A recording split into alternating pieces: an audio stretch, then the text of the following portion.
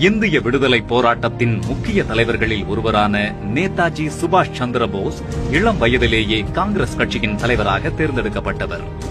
பூரண சுயராஜ்யத்தையும் அதை அடைய ஆயுத போராட்டத்தையும் முன்மொழிந்தார் நேதாஜி. அகிம்சை முறையில் காங்கிரசின் போராட்டங்களை வழிநடத்திய மகாத்மா காந்தி அதிரடியான போக்கு கொண்ட நேதாஜியுடன் முரண்பட்டார். காந்திஜி முன்மொழிந்த வேட்பாளரான பட்டாபி சீதாராமையாவை தோற்கடித்து அகில இந்திய காங்கிரஸ் கமிட்டியின் தலைவராக 1939 மீண்டும் தேர்ந்தெடுக்கப்பட்டார் நேதாஜி. ஆனால் காங்கிரஸ் காரிய கமிட்டியில் காந்திஜியின் அணியினர் காட்டிய எதிர்ப்பை சமாளிக்க முடியாமல் கட்சித் தலைவர் பதவியிலிருந்து விலகினார் அவர்.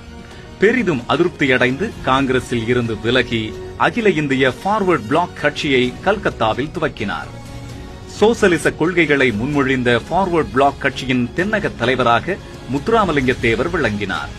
1940 ஜூனில் நாக்பூரில் ஒரு மாபெரும் மாநாட்டை நடத்தியது ஃபார்வர்ட் பிளாக் கட்சி.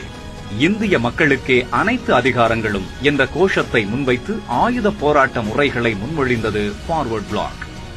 ஆங்கிலேய அரசின் அடக்கு முறைகளிலிருந்து தப்பி வெளிநாடு சென்ற நேதாஜி பின்னர் விமான விபத்தில் மரணமடைந்ததாக கூறப்படுகிறது.